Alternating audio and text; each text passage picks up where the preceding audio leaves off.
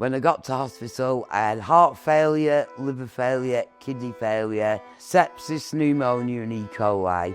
But I slipped up, I went and used heroin, and they were like, well, we can't have you on the project anymore. A close friend died, and then I just kind of gave myself the green flag to like go off the rails then. I lived with my dad. My mum left when I was 8. He brought 3 children up, went to work full time. I left home when I was 17. Aged 33, I met my partner Stephen. Unfortunately, he had a drug problem, and 3 years later, unfortunately, I ended up on taking heroin, and then later on started on crack. When I was younger, it was like a lack of confidence. I think when I drank, it was like I was a different person. When I wasn't drinking or taking drugs, I find it hard to talk to people. I'd be really nervous and I wouldn't know what to say, but when I drank, it was like none of that was there. Eventually, I lost my home. My daughter went to live with my mum, so it was quite a sad time, and I just took more and more drugs to cover it.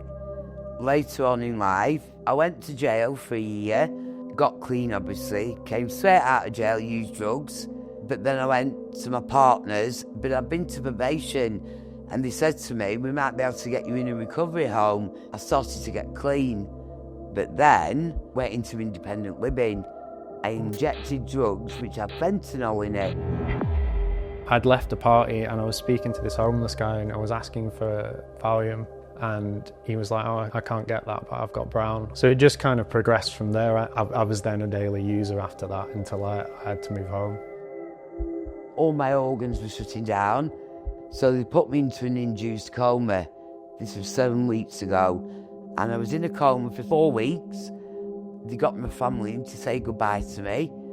They sat there, and in the morning, I woke up. So I was living in a hostel. On the nights that I didn't make it into the hostel, I was sleeping outside. And I had this kind of moment when I was sleeping outside the bank where I was like, oh, what am I doing? I'm just completely terrified.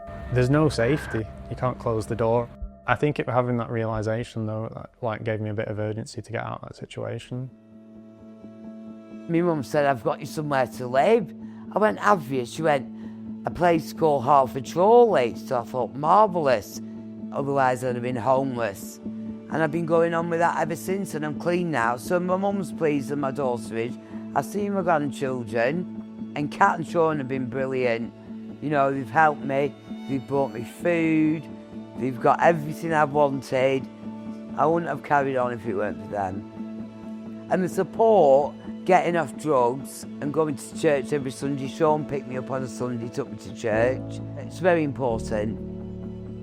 Things have started to get better this year. With the charity, because I have slipped up whilst living with Chorley, and I've been able to be honest about it, which has then built trust. Not having that panic of being back on the streets has given me time to weigh it up and think about what I'm doing. So I'm not stuck in this cycle anymore. I've just felt really safe.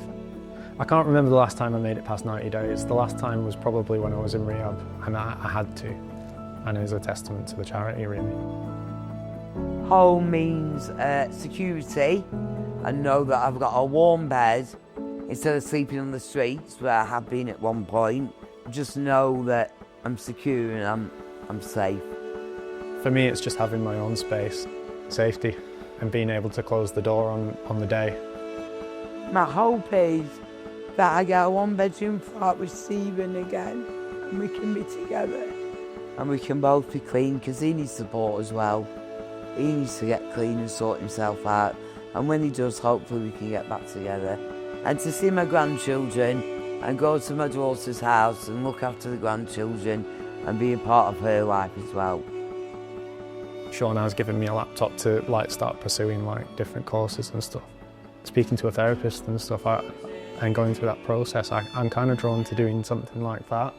I guess to learn more about myself and help people. But to be honest, in 5 years, if I was in my own flat and I was driving and I had a part-time job, I'd be really happy with that. And just having peace of mind. You gotta learn to give and wait.